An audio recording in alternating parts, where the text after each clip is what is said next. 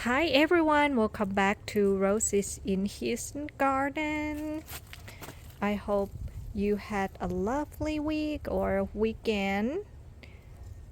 This is Bathsheba Rose. Ooh, I'm seeing butterfly. Trying to show you, but it's flying away. This is Bathsheba by David Austin. That bloom is pretty. See, it actually has like two different colors in one variety. That one is more yellow, but this one has pink tone to it. Isn't that neat? And this rose has many more buds to open up. I love this rose. So pretty and so fragrant. It smells almost like honey to me, to my nose. This one is pretty too. And I often get asked how many roses I have in my collection to date. To be honest with you, I lost count. I lost count because I have grown roses for the past 5 years. And of course there were some that didn't make it through the years as well.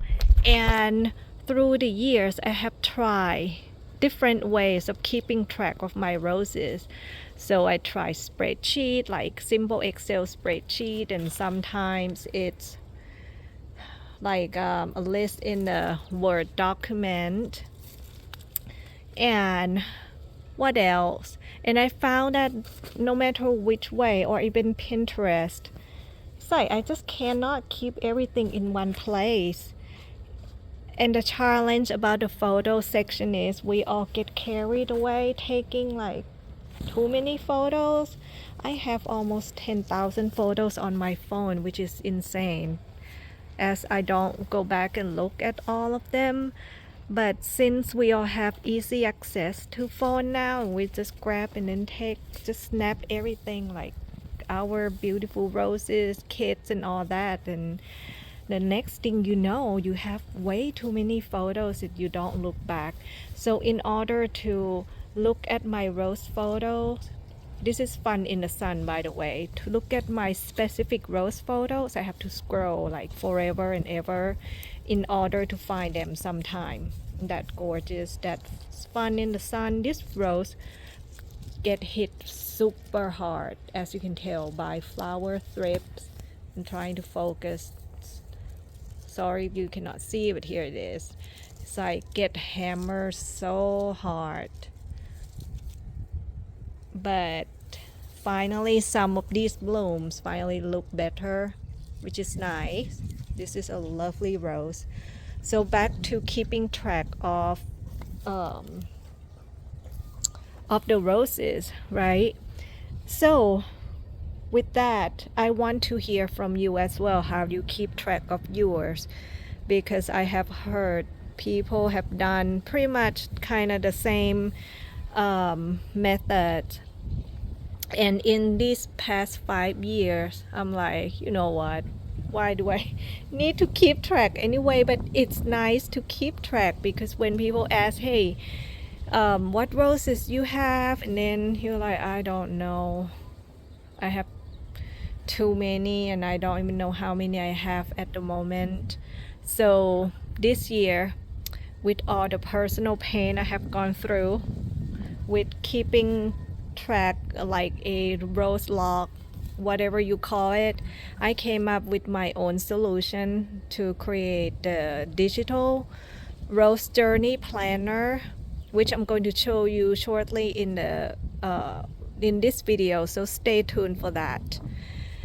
To make my wish list, everything in one place, to make my wish list, to make my current rose collection list. This is Plum Perfect Rose.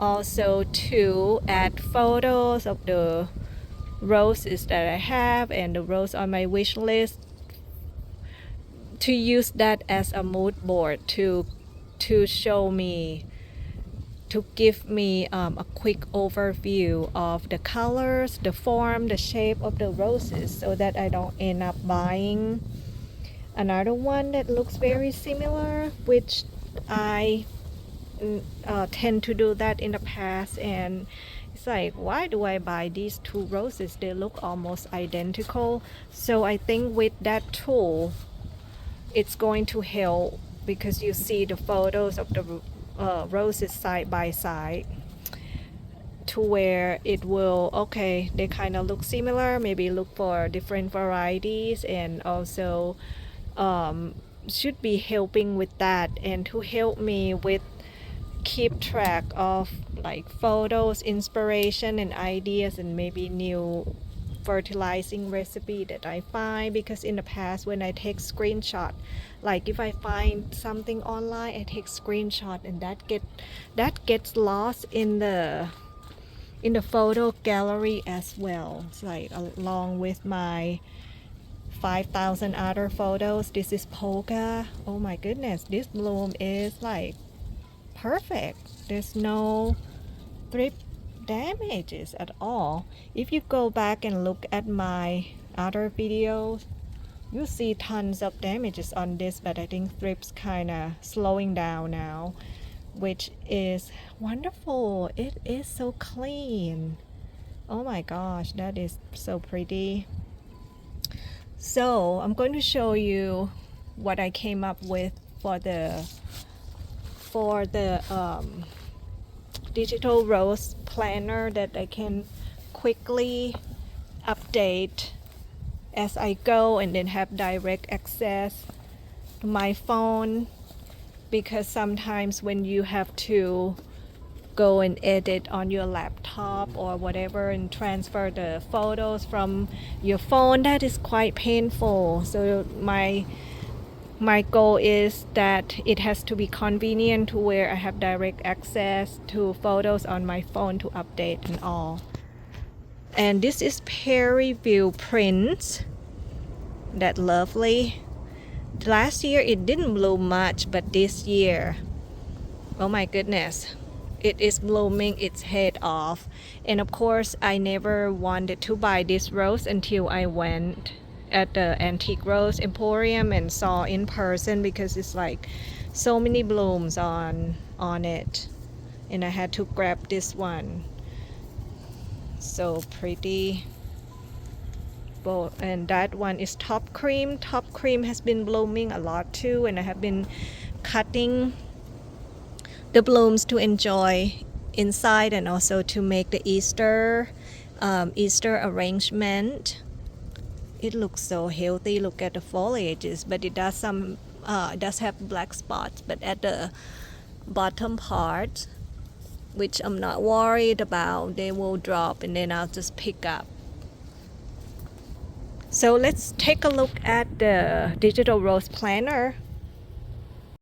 Digital Rose Journey Planner that I have created, and I will be using from now to keep track of everything about my roses, be it photos, be it a list, wish list, current list, and to-do rose gardening list, the recipes, the fertilizing recipes I found, or garden inspiration. All of them will be in this digital rose planner, where I can edit at any time, quick access to my phone and the photos and everything. So the tabs on the top, wish list, I have one for wish list right there, which is going to take me directly to the section that I make my wish list. I have already started 2 on there, over there, which I'm sure I'm going to add more. You know how that goes with rose gardening, you just keep adding more and more. And there's our current list, which I need to start doing that to add the list of what I have right now. So since we're talking about it, I'm going to go ahead and start with just a few that I have. So what do I have? I have Celestial Night Rose, that one I don't show that on the channel a whole lot, but this year it blooms so much. I'm just going to adjust the text size a little bit here. I think that's good. Then I have Mary Rose. Another one, hot, whoop, not hit, hot cocoa. That one I don't talk about a lot either because it never really bloomed more until this year. It looks amazing though. You have to look at one of my recent videos that show that.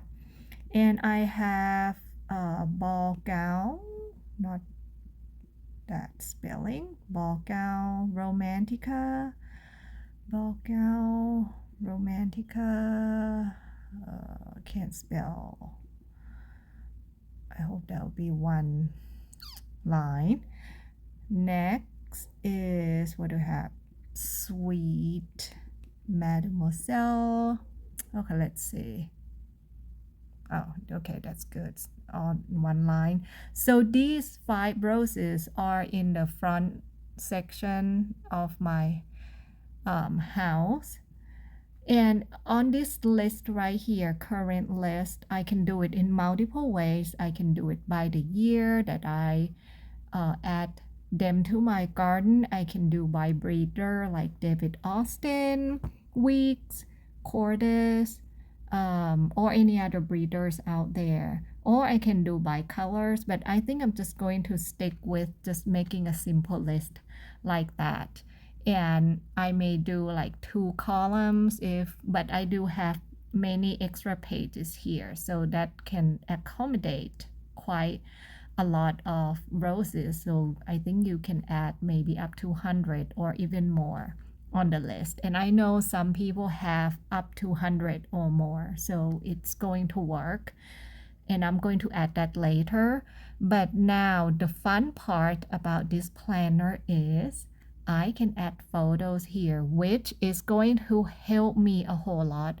Why? This is different from the photos on your phone because my plan is to add 1 photos of each rose on this page right here. This is going to be like my vision board, my mood boards, or whatever boards that is, that will show me what I currently have. Like I'm going to start adding.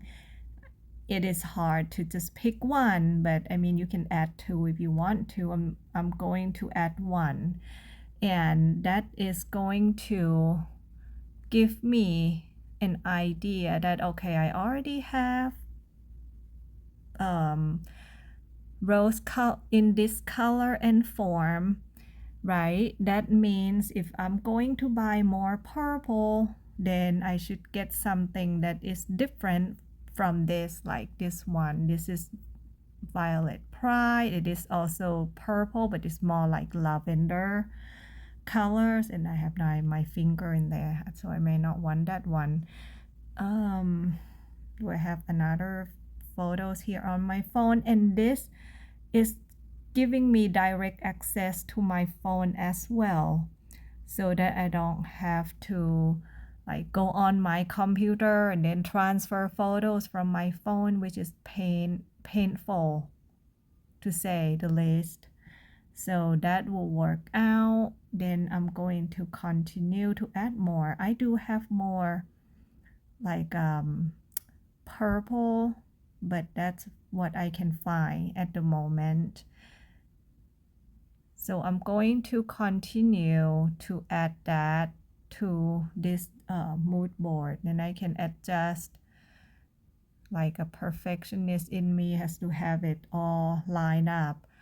And I can also add like the name here if later on I can't remember what it is, but I'm pretty good at remembering the name of my roses when I look at them, especially that one right there. It's very unique enough to know the variety, but of course I have many of the peachy colors and things in that nature, which sometimes quite difficult to differentiate. So, but I think for that one, it's good. I don't have to, or I can just add photos directly on, text directly on the photo as well to save a little bit of space. I can get that on there. There you go. Yeah, and I can continue with the rest, and this page is quite long, and of course I have like 10 pages of this, which will accommodate a lot of photos in case you have a lot of roses in your garden now. And I like that this is easier to look at versus going through my phone. And of course my phone has, good Lord, almost 10,000 photos, way too many. And sometimes if I just need to go to specific variety, I have to scroll forever until I see it. But this way, I can quickly see, okay, I have Plum Perfect, I have this, I have that. So I'm going to continue to add that as well. And click on the wrong thing.